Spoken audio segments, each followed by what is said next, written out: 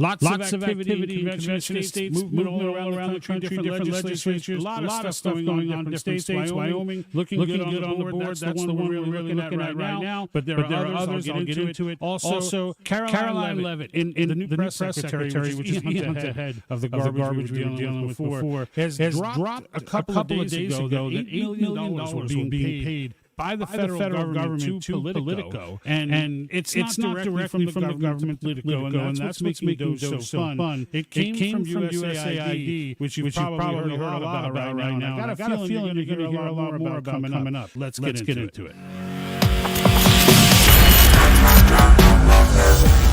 Made aware. All right, folks, how we doing today?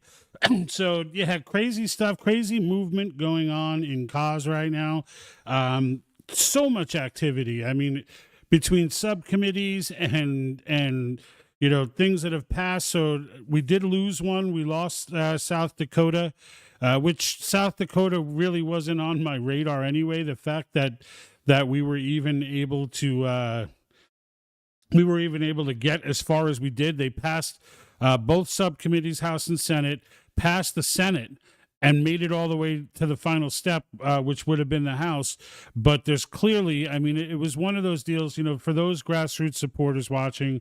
I don't know if you got a chance to watch the testimonies, but when you hear the testimonies of like the John Birch Society and, you know, same as the Soros groups and whatever, the Publius Huldas of the world, and you listen to these arguments and you just, it's the same nonsense. And what frustrates me, you know, for a long time, I had given these state legislators a pass. When I first realized how ignorant they were as a whole to Article 5 and how this works, I was mad at them, thinking every state legislature should understand 100% everything in the Constitution.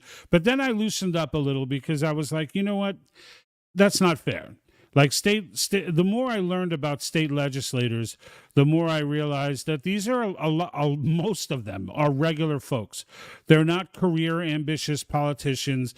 They're doing it as a service. They felt like they could make a difference, and they got in. And they have a general understanding of the Constitution, but something like Article 5 in the second clause is never been used before, so it's been off people's radar. And so part of it, I gave him a little bit of a break for a while, and I was like, you know what?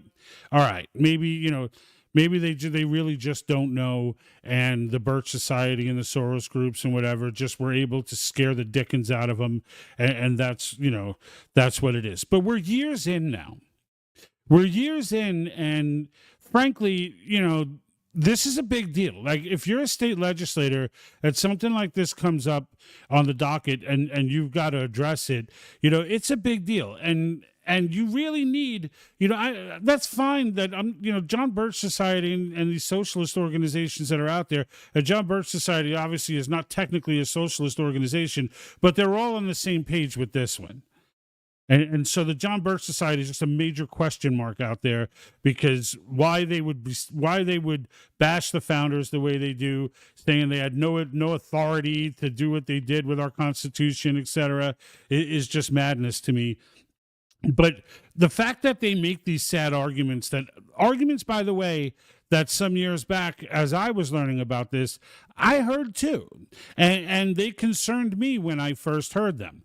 But unlike these state legislators, I went and looked at the other side of it, and then started to compare notes and figure, because clearly somebody was right and somebody was wrong. Either Convention of States was some rogue organization that was hiding under the banner of patriotism, etc., and they really want to take over the Constitution or rewrite the Constitution, or the John Birch Society was full of crap and just was, you know, was for whatever their own internal motives were, since they themselves as an organization tried for the calling of a Convention of States for what they called the Liberty Amendments not long after they were formed years ago. one of these organizations were full of crap. And so in looking at it, and realizing, all right, well, this organization says this, let me go look it up. This organization says this, let me go look it up. And in doing so, what I found and what these state legislatures would have found if they did and made any effort, and that's what I mean, they made no effort. And too many across the board are like this. And the ones that do end up signing on and passing the resolution, they all say the same thing. They all say, I was against this before I read my way into being for it. And that's great that those legislators did that in those times, but in those situations. But it's just way too rare. Like the idea that no one's reading their way to anything is crazy to me. It's just crazy to me. Like these same arguments were made in all of the 19 states that passed the resolution, the exact same arguments. Oh, the only difference was those states actually read up on it and actually learned about it and actually saw who was using the tricky edited clips and who was using the out of context quotes. Because once you catch somebody doing that, and you could catch Birch Society doing it all the time. I made an entire video of this monstrosity that they put out trying to claim Antonin Scalia was anti-convention of states when he was absolutely for it, so much so that he even is quoted. There was a panel discussing this, and he clearly was on the pro-convention of states side in the late 70s, where he sat there and said, even if he goes, I just want to see it get used once. He even went so far as to say, I don't even care much what it's used for. I just want to see the process go through, because once it's completed, all these Birch Society coconuts, who were not against it then, by the way, this was back in the 70s, they were for it then. But something changed. Something changed. And whenever things change and organizations do full 180s, I don't buy the whole, we just found a better, we learned more. That's nonsense. Something changed. And it wasn't, and in my opinion, it wasn't something good. But these arguments get made, they're going to run away with the Constitution. My favorite is, we don't have any Jeffersons and Hamiltons today, as if Jefferson and Hamilton knew that they would be revered as Jefferson and Hamilton in their day, or anyone else knew. George Washington, maybe, but everybody else, no. No, these were very human people who made very human mistakes. Half of them, Adams and Jefferson, while being friends at first, were at each other's throats for the final years of their lives. I mean, these are not men who thought they were going down in history as these great thinkers and this great. They became such because of the results of what happened. This idea that, we don't have any Jeffersons, sure we do.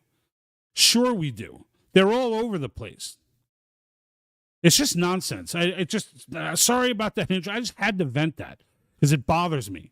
It bothers me because they won't read, right? They won't read. They'll sit there and they'll listen to this ridiculous argument that our founders were fully aware that they were going against their commission of what they were tasked with when they went to go to convention, when they went to the Constitutional Convention, and then everyone just takes them at their word. These state legislators just take them at their word, despite being told in testimony that that's simply not the case. And to find that out, you don't have to be told by a scholar. You don't have to be told by some partisan dude or some, somebody who's on the team and just wants it to be that way. No, you just have to read Federalist Paper 40 and listen to James Madison tell you himself.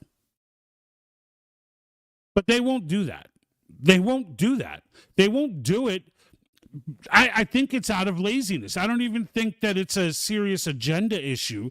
I think it's just laziness. It's just, you've got, and a lot of them are old, right? When I say old, I say that as a Gen Xer, right? I'm in my 50s, my early 50s. Right? These are high-end boomers, like these folks are 75, 80. And that's what the John Birch Society is. I mean, in 20 years, there won't even be a John Birch Society. And they're all good patriot folks, too. That's another thing that drives me nuts. It's not like these people are actively trying to subvert us. They truly believe what these people have told them, and they have no interest in seeing otherwise. Now, some of them do, and they say you never win an argument online. I've won plenty on convention estates. Why? Because conservative-minded people, all right, not just conservatives, they could be classic liberals, okay, but just people who are open, to speech and discussion and dialogue. Those people, when you present them, like if I were to tell someone like that, hey, I understand that you have these concerns. I know them well. Clearly, you've come across material from John Birch Society, Common Cause, National League of Women Voters. One of these ones. These are the ones that show up, right? So clearly, you've come across information from them. I get that, and if I heard that, I'd be concerned too. But in the end, here's what I want you to do. They told you, and for example, right, I'll be like, they told you our founders ran away with the convention, that it wasn't supposed to, it was only there to revise the Articles of Confederation, not write a new document.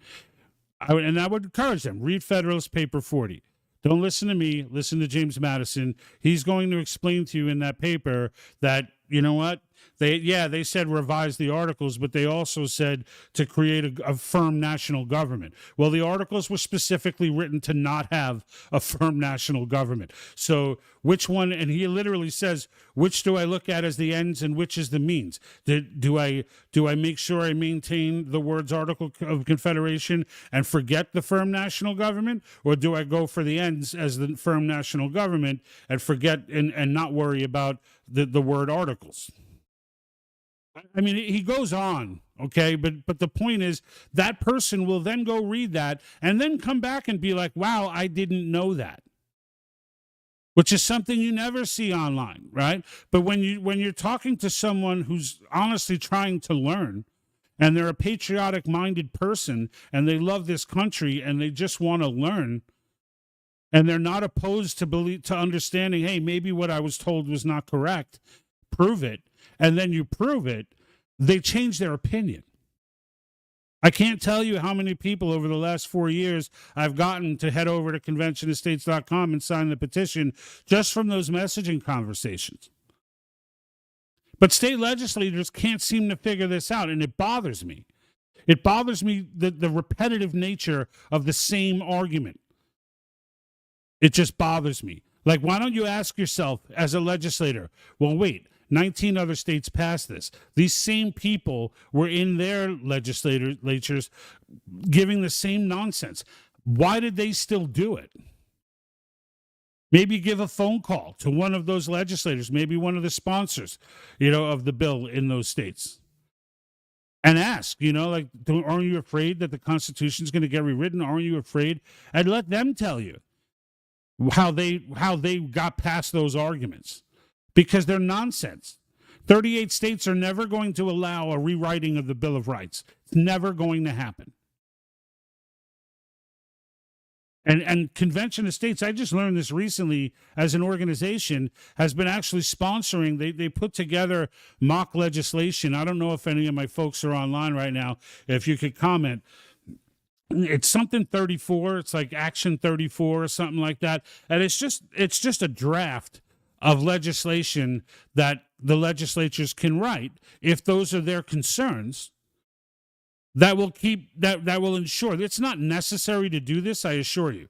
But for those that have those concerns, it's brilliant. It's brilliant on Cause's part to do that. And it's just a framework. And of course, it's not going to tell them how to write the law, but it'll give them a framework that they can adjust, edit, change. The point is they can pass legislation, and some states actually have, up to the fact that they'll put their delegates in jail if they get off topic or start going nuts. But frankly, that's not even necessary, because the fact of the matter is, even if they all show up, and you could bet California, New York City, etc., they'll probably go in there and try and stir some crap, right? But there's order, there's rule, there's a process to run conventions. Okay, and the fact of the matter is, even if other states went in there or your own delegates went in and tried to do something stupid, It still would need to, number one, it would need 26 states to vote on it there in the convention for it to even be considered. Not an easy task all by itself, but nowhere near the difficulty of the task if it ever did pass that muster and get back to the states. Now 3/4 of the states would have to ratify this. It's just simply not doable. It's just not doable. And yet the state legislatures, these individuals in these legislatures just can't get past it. And every time someone insistently will not read, number one, I'm tempted to call them a Marxist. I won't, because I don't think that they're necessarily Marxists. But when you'll only listen to one side of a story and never take the time to listen to another on an incredibly important issue, that's a very Marxist way to be. That's just my opinion, right? But anyway, I want to say I digress, but I don't really digress. This is really what I wanted to talk about. But there are, however, other things going on in cause. Iowa has passed a subcommittee hearing, which means they'll go on to regular committee. So if you're not familiar for how the state legislatures work, it's usually committee, then House, or like a House committee, then it goes to the House if it gets past the committee, a Senate committee, then it goes to the Senate if it gets past the Senate committee. Iowa has this little subcommittee thing going on. It is what it is, but it's still a win. And I definitely celebrate the wins. The Kansas heard testimony. Now, if you don't remember last year, Kansas was this close to being the 20th state. The reason they weren't is because they have a rule, which may even be unconstitutional, but they have a rule only for an Article 5 convention that they need a supermajority for an Article 5 convention. Only for that. Everything else they pass, they only need a majority. But and this was done back in the abortion days because they were trying to support. They didn't want to call a convention over abortion, and they should have, but they didn't want to. So they added this to their constitution, and it has not been challenged. I believe they're challenging it now. But the fact is, we may even win the supermajority this time. We weren't that far off from the supermajority anyway. So Kansas is on the table. Like I said, South Dakota was a loss, but Wyoming has passed House committee, has passed House committee, has passed Senate committee. They've passed in the Senate and only need the House now. So they're in the same situation that South Dakota was. So let's say a prayer for our folks in Wyoming and give some love to the grassroots out there for the excellent job all of them are doing, including South Dakota's grassroots. South Dakota, like I said, was not even on the map for me. like after seeing South Dakota the last few years, they weren't even. I didn't even think we had a shot in South Dakota, and so to get all the way down to the last step and then fall short. I mean, they were about 5. If 5 votes had gone the other way, they'd have gotten it. Okay, so not far off, and just an excellent job by the South Dakota team. But you can see, I mean, the fact is, I mean, the grassroots, they're showing a ton of activity in Hawaii. Hawaii passed committee last year. Connecticut filed a cause resolution. And if I understood it correctly, that means the resolution has now been successfully filed in all 50 states at some point, that this particular resolution has been filed. So I'm just making sure. I'm seeing some text messages coming through, and I want to make sure. Sometimes it's like, we can't hear you. And then I'm like, it's like I tried to text you. But anyway, lots of movement going on in convention states right now. And one of the things that I think is another brilliant idea that they're doing, because if you're not aware, much of the Trump administration are supporters. There are significant players that are supporters, active supporters in convention states. J.D. Vance is one. Pete Hegseth, our new Secretary of Defense, he used to show up at rallies, and I don't know how much he'll do it now because of time constraints, but he would show up at rallies. He'd be a speaker at cause events. Like, he's all in. He talks about it all the time. Huckabee, who's now I believe the ambassador to Israel, he too is also there. There are a bunch of supporters throughout the cabinet, and it's what they're doing now is trying to get him trying to get a letter sent, I should say, to Donald Trump right? And they're waiting to get 1 million signatures. So it may take a little bit. It may be quick. We'll see. But it's at www.conventionestates.com/Trump.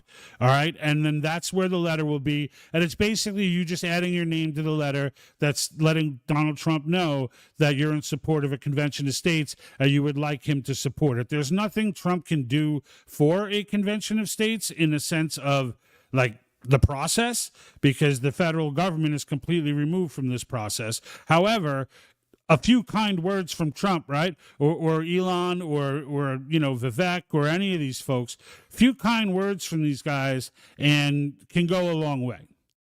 Can go a long way into swaying legislators that were on the fence before and confused by the whole John Birch Society thing, and can really get those folks to come on board. I'm just checking. All right, folks, if for those watching, I do want to say I put out there in the comments to let me know where you're watching from, no matter what platform. If you're on X, Rumble, YouTube, or Facebook, just leave in the comments what state or country, for that matter, as we often get overseas folks on here. I'm just curious to know what where you're from. And here we go. Welcome back. Yeah, I'm back. By the way, I haven't been on for 2 weeks. So just to give you guys a a nudge that Mern, if what was it? Sheila asked me to tell her I was going on. I didn't do it though.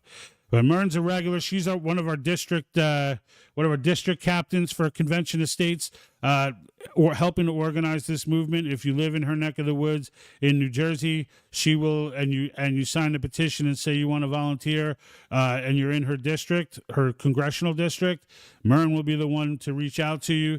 But how are you, Mern? Thank you for being on. Thanks for the comments. Definitely appreciate it.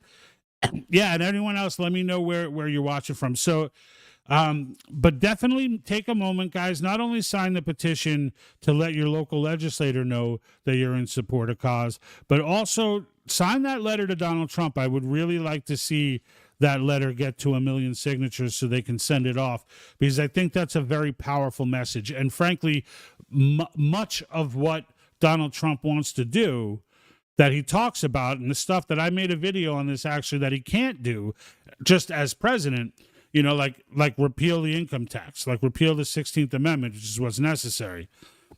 Well, it's not necessary. They could legislate a repeal of the income tax, but why would you do that? Why would you not just repeal the damn 16th Amendment and make it stick, right? And that's the difference, right? Term limits, right? You've heard him talk about term limits. That's on this convention.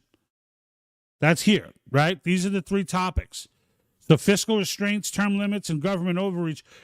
Term limits is a softball. I can almost guarantee you that amendment comes out of convention and gets ratified, right? These are not controversial topics. These are not topics, there's nothing outrageous here. And the beauty of the topics is that they're all restrictive of government power, all of them.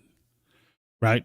So, government overreach, we're talking regulatory agencies. We see right now the work that Donald Trump is doing with the regulatory agencies, but do not be content with that.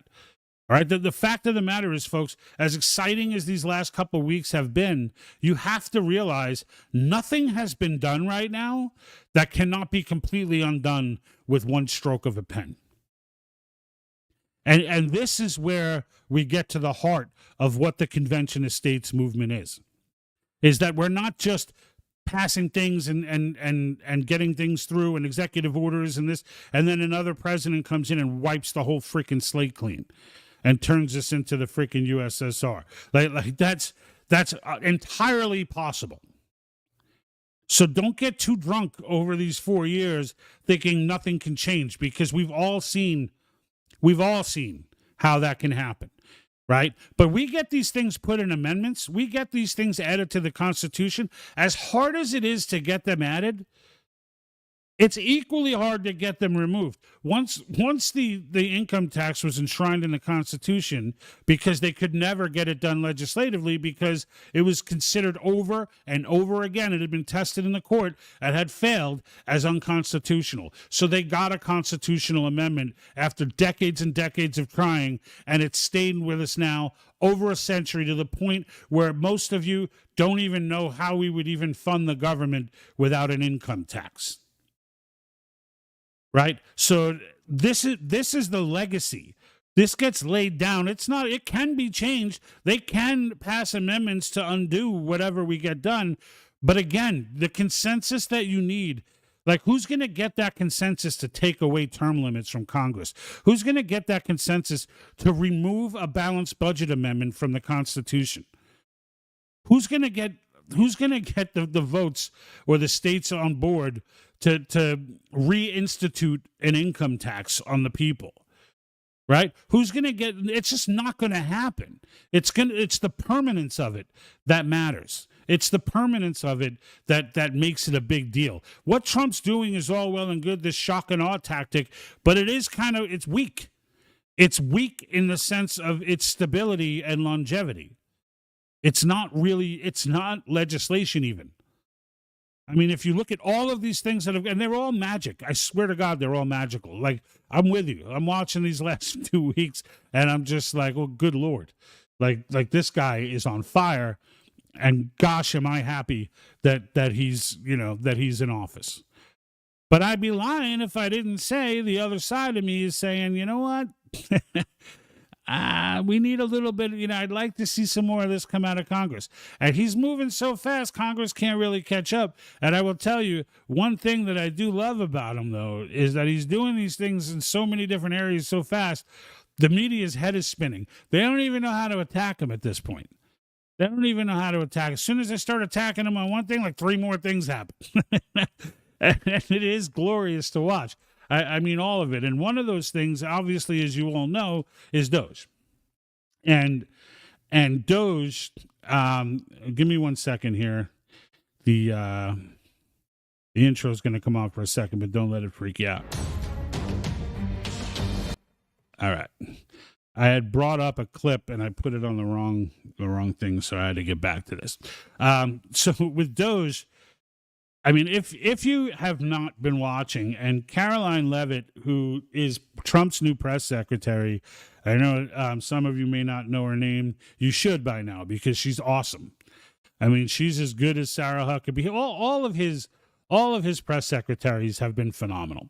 And the transparency that come out of this administration, they answer all questions. There's no and he picks everybody. Like, he's making it a point. He's picking all these people who he knows hates him, right? First, this is Trump 2.0. First time around, those people weren't really getting the love. But he's letting them have at it now. Like, he's saying, you know what? Like, I don't have another term, number one. And number two, even if he did, he's like, I'm not going to sit here and be like, I'm not going to listen to accusations that this government was not open, because we're dropping it all out. We're doing the data dump, right? And one of the things that came out on this data dump, which is of immense significance, and you probably heard about it elsewhere so far, was that Karoline Leavitt, in her press conference a couple of days ago, it might have been yesterday, broke that $8 million in government subsidy was given to Politico, which is just a media organization. Now, this is groundbreaking, okay? And it more so with this UAID, right? And you hear people say USAID, and you hear other people say UAID. It's the Agency for International, Agency for International Development. It's the United States Agency for International Development. And that's why you hear people break it up as AID, because it's really, as much as they try to paint this picture, it's really not an aid organization. It's an Agency for International Development. What does that mean? What is international development? This is the CIA's wing when you see these revolutions and coups and things like that going on in different parts of the world, it's usually because USAID is present. All right, and they get on the ground under the guise of providing some sort of aid. And if the CIA wants this leader overturned, he sends in USAID, and then slowly but surely they start re-educating the populace there, and boom, next thing you know, we got a revolution, and it's been going on forever. But that's not all they are. They're also the tentacles. When you say the government's got its tentacles in just about everything, well, this is USAID. And the fact that it's shut down right now has really just shut down the entire leftist globalist operation. And not just in the U.S. This is global. Okay. And it's done this because all of these billions of dollars that USAID has been pumping out, including now we have the money right now, because we all know the media has been bought and paid for, right? I don't think anybody was watching Politico before. I mean, yeah, right. There were some, right? There are some who just want to go to imright.com. So if they're a far leftist, they go to imright.com and Politico comes up, right? Or the New York Times or whatever it may be. But this is just the tip of the iceberg. But here, listen to. This was the clip I took. It's both now. So there's Karoline Leavitt, who announced the $8 million, but that was only for 2024. Liz Wheeler went in and dropped some interesting information on how much money really went to Politico. And keep in mind, this is just Politico. If you think that they're not going to start uncovering a trail of payments, and none of these payments came directly they're all from side bets of USAID. None of it came directly from the government, right? But here's her dropping the bomb. Made aware. Oh, wait. We're going to have to hold on a second here because in my haste, hold on. Made aware of the funding from USAID media outlets, including Politico, who I know has a seat in this room. And I can confirm that more than 8 million taxpayer dollars that have gone. All right, so here we go.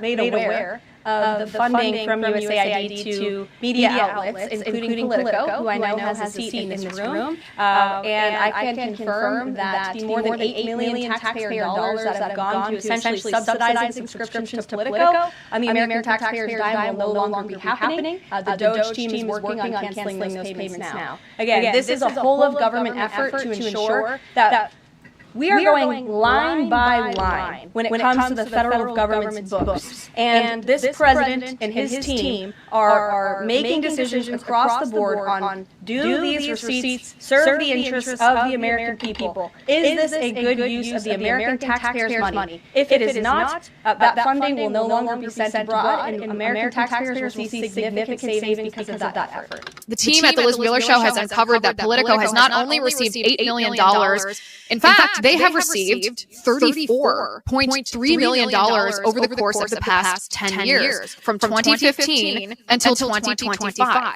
This, by the way, comes on the heels of an email that was sent from the executives of Politico to all of their staff yesterday. Politico employees had not received their paychecks yesterday morning. The paychecks that they expected to receive, the paychecks that had never been missed in the history of Politico's existence as an organization. And so the executives sent this email explaining why payroll was missed. All right, folks. So I saw in there that I know Lady Myrn jumped out saying there was an echo on that. Not sure why. There must be some other microphone in here that I am not seeing. But nonetheless, I want to.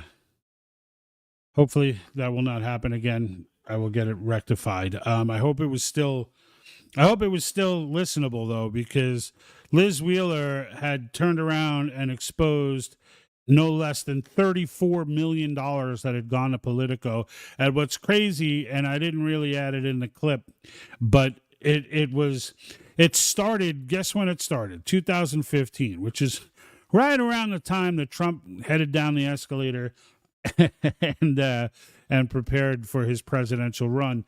And it had escalated slowly up the way to the point that last year alone, they got $8 million. Now, if you think that other media organizations are not going to start coming up on the list, I mean, this USAID thing is an absolute treasure trove of government garbage. And you know, people say, oh, well, you know, these things, or this thing or that thing is, you know, a small fraction of the federal budget. They've cut over $1 trillion already.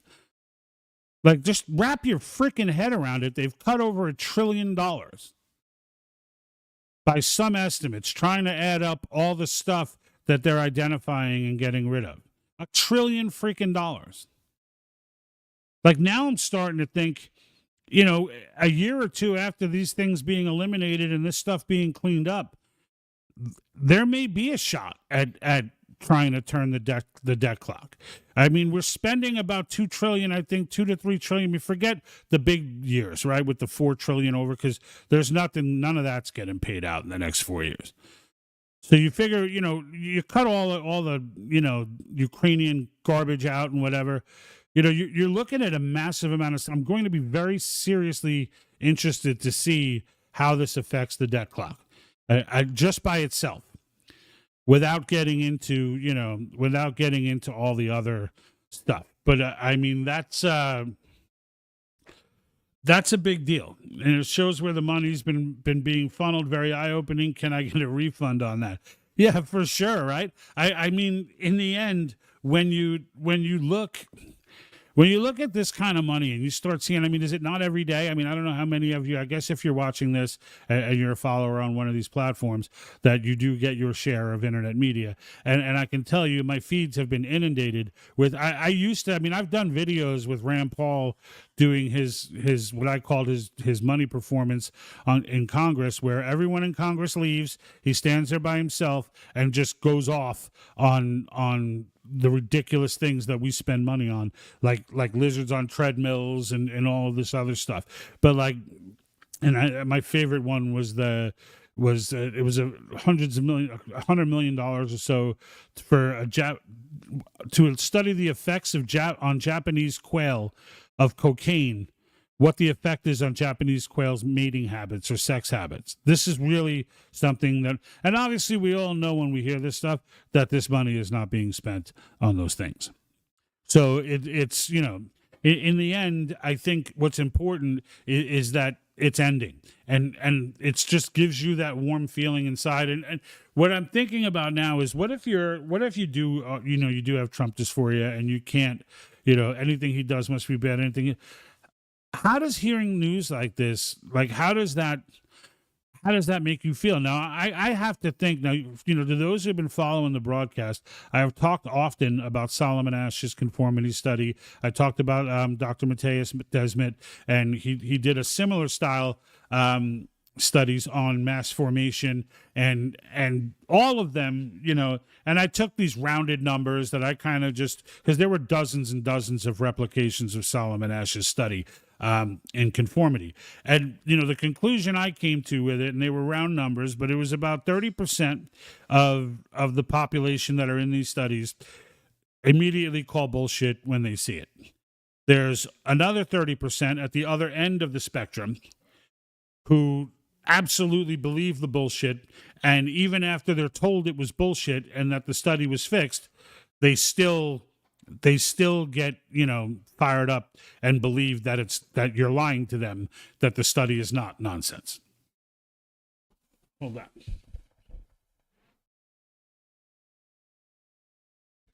All right. So, and then there's the 40% in the middle, and this 40% are the group that I always talk about, because these are the folks who, while the study's being performed, they knew that it was bullshit. Now what the study was, just a quick high-level overview, they gave you one line.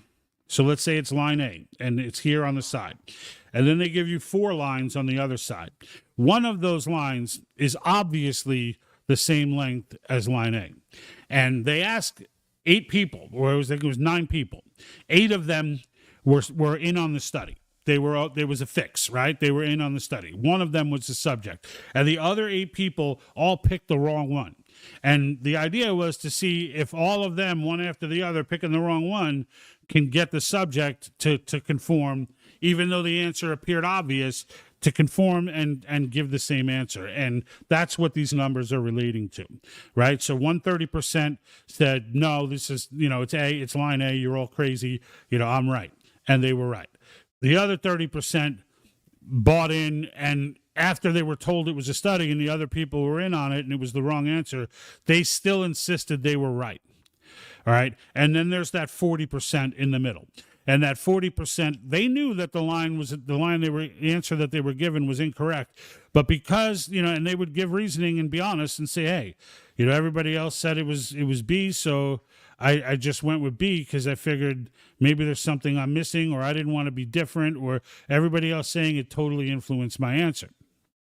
But they knew that it was wrong. They knew that the answer they were giving was wrong. They just went along to conform, right?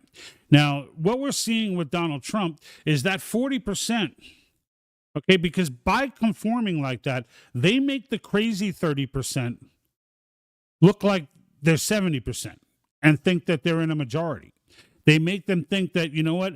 Yeah, look, everybody's wearing a mask at the supermarket. Only that one person is going crazy, or only these few people are complaining about wearing the mask, when they stand up and sit down in a restaurant, putting it on and off. Whatever the crazy thing may be, the 40% align effectively by default by complying with the crazy 30%, making them believe they're a part of a majority. What Trump has successfully done is get that 40% to realize the coast is clear. You can come out now. You can go ahead and say what you know is bullshit is bullshit. And that having happened has now marginalized that bad 30% and has made the good 30% justified, right? And so now they're realizing, okay, they're calling me a racist is no longer in vogue. So I'm not going to get all the vitriol and attack that I was afraid I was going to get, which they never would have gotten except from that loony 30%. And it's probably less than that now. Okay. But those people are now looking up the door saying, hey, is it clear? Right? Can we just speak our minds again? And now everybody's speaking their mind. And now that that's happening, we're realizing, you know what? There are only. All of a sudden, magically, about 2,000 genders disappeared. Because everyone knew it was nonsense from the beginning, except these kids running around getting it validated in colleges and things like that. And it truly is a beautiful thing. And as I watch Trump, I'm watching the left melt down over USAID, and they're all acting like Elon Musk is we must stop Elon Musk. Like, what the hell is Elon? Elon Musk is nothing more than a figurehead, a very popular figurehead and a very effective figurehead, but a figurehead nonetheless. If you got rid of Elon Musk, all of these things would still be happening, all of them. And it's just a matter of understanding, right? That he's a player in this game and a big player, but it's not like if you brought down Elon Musk, right? But they need someone to blame. So they're going to point all this attention at Musk. And at first they were doing it to try and create this wedge between Trump and Musk. I don't think there's any misunderstanding of who's in control between Trump and Musk. Like, there's none. I think both understand Trump is running this show. This party is his. He's the ringleader of this circus. There is no doubt about it. And I think Musk is stoked about that fact because it's not like he has time for it anyway. and I think he's absolutely elated to go in and do these things that he's being asked to do. Like, I don't think 2 years ago he would have even imagined he would be in this position. I don't think up until Trump got shot, that's what changed everything. That's what changed everything. Like, even Zuckerberg was like, dude, that was like one of the most badass things I've ever seen him. Everybody just came out of character right there. Right. And so like in the end, these changes are great, but they're not permanent. Right. They're not permanent. All of this money that's going to be saved and cut, which all should be, all right, is not as powerful when it's done on executive order and frankly, even through legislation. The reality of the matter is once these things are cut, what we need are amendments. We need a single subject amendment where when a bill is written, It cannot have more than one subject in it, period. If you're going to write a veterans bill to help the veterans, it needs to be about the veterans. You can't throw in the lizards and treadmills and all that stuff on the bottom of the bill. And then when you go to someone and say, why did you vote for this? Well, if I wanted to help the veterans, I had to. It's nonsense. You need to make a separate bill that says we're going to allocate this much money to lizards on treadmills. And then they have to vote on that bill. But that will never happen because nobody's going to vote yes for that. But they will when they pack it at the bottom of another bill. Right? But that needs to be in the Constitution. Like that needs to be put in, and that needs to be the way we do business forever, for the House, for the Senate, all of them. You know, Gates tried to make that a rule. How'd that work out? They made it a rule. It is a House rule that bills have to have one subject. They don't. They don't. And frankly, you know, look, I don't have a lot of faith in this Congress. I don't. I have almost none. All right. Just watching this circus of a friggin' of approvals, like the fact that Kash Patel just got pushed off to next week is ridiculous. It's just a stalling tactic, and it's a stalling tactic by Republicans. This is why I'm saying people need to be taking names. I posted that on Facebook. The people that voted against Hegseth, I put that on Facebook. These are the people who we need to know. These are the people that need to be on the list. We start identifying who these rhinos are, and we remove them. They are still a part of the machine. They're a part of the old guard. They're a part of everything that made America bad. And in this great land, in this great American experiment in freedom and individual liberty, we are the only nation that has the power to do things like a convention of states. Not just the only nation now. We're the only nation in the history of mankind that has had the ability to do something like this. And what do? We scare ourselves out of demonstrating that power. It just stuns me. Well, no, we can't do that. We'll screw it up. We're too stupid. We're too this. George Soros will come in with his evil masterminds and take it all over. All of this because they just refuse to read. They just refuse to read. Nadelson's got a great book out there, right? Nadelson's got a great book out there. I think it's The Law of Article 5. Breaks this all down.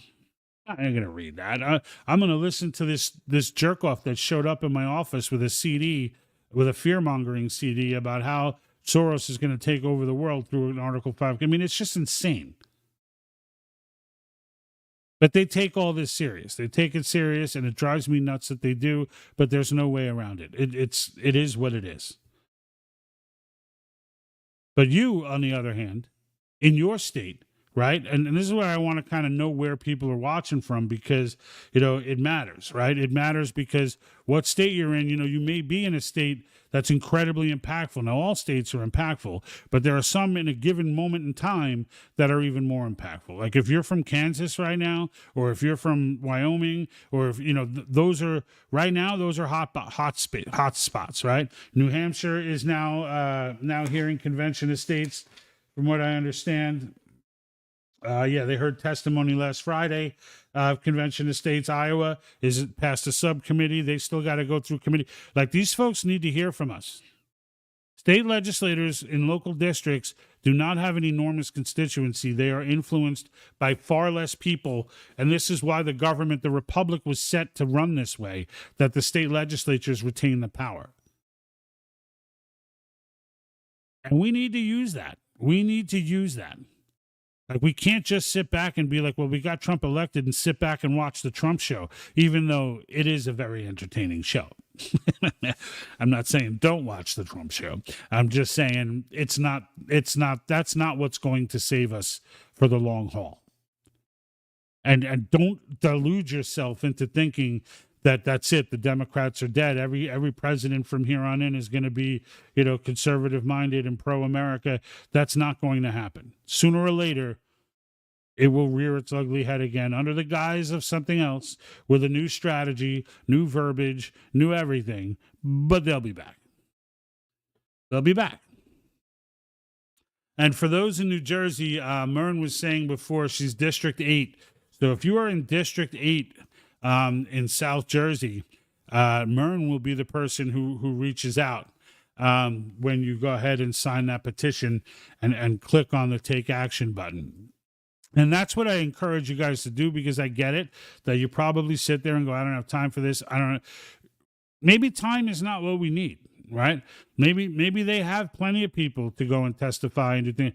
Maybe you do video editing and they need a video editor. Maybe maybe whatever skill you're doing at work, maybe one that can be applied to help out here. Like there's a lot of things that, maybe you have no time at all and no skill at all, but you got all kinds of money because you're a trust fund baby. Well, then, you know what?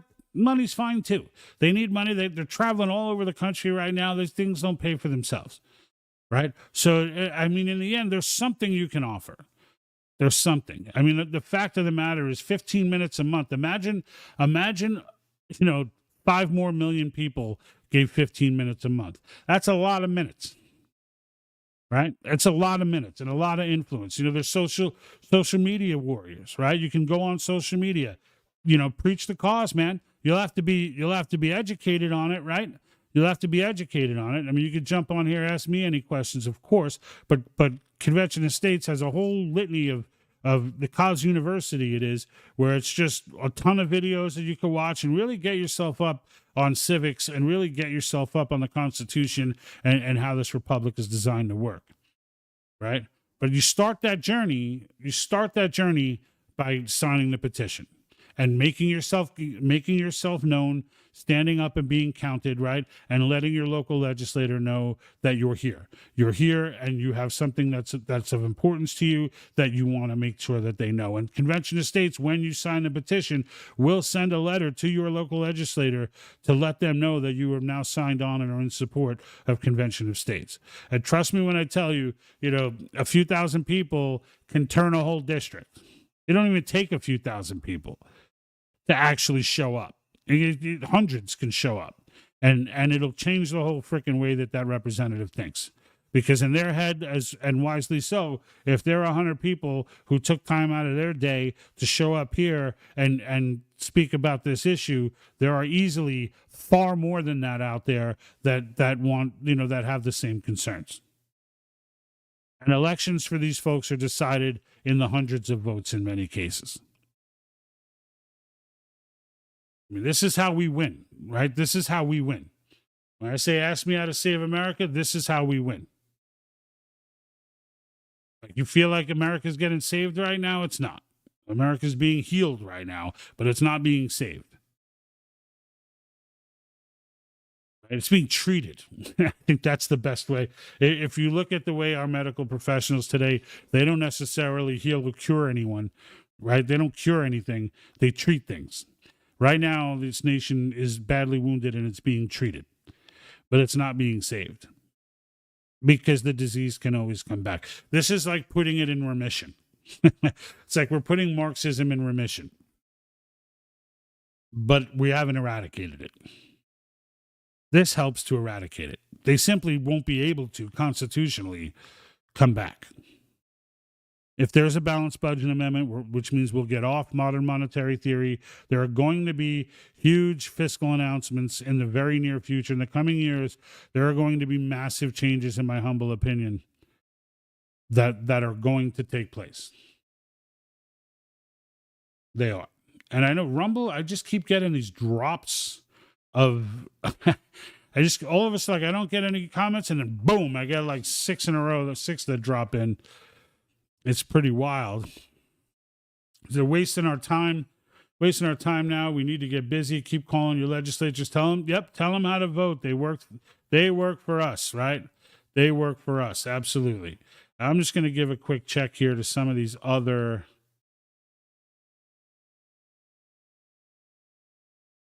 It's just crazy to me that, like, so I see them all in there, but they don't all pop up in here at the same time. It's pretty wild. Unless they're all getting dropped, everyone's putting them in at the same time, but I don't think so. South Dakota loss was sad, but we're going to get 20 soon. Yeah, I think so. I mean, honestly, South Dakota and Wyoming, I didn't even have on the radar, and they're both, the fact that we got that far in South Dakota was phenomenal. And then Wyoming, look, we got one chamber, right? We passed committee in the Senate. We passed the Senate. We passed committee in the House. We just got the House. Should be coming any week now. And we're looking forward to seeing that happen. And there's action taking place in all types of legislatures all over the country, right? I'm telling you, we get this thing. We pop off. What was it, 2 years ago? We got 4 states, right? So we pop off another 4 or 5 states, and now we're going to be on the radar. Now we're going to be on the radar. And honestly, it literally could be a simple word from J.D. Vance. It could just be J.D. Vance taking on the cause as vice president and making this his thing, right? Making this his thing.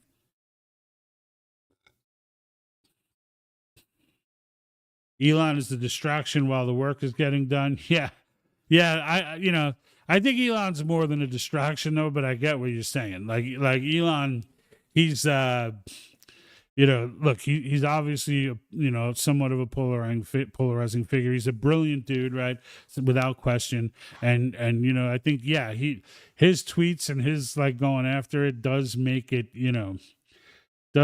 such where it kind of takes the attention off of the actual work getting done. And, as you watch all those people, all those Democrats trying to get into USAID, none of them have access to their computers. None of them have, it's just absolutely outstanding.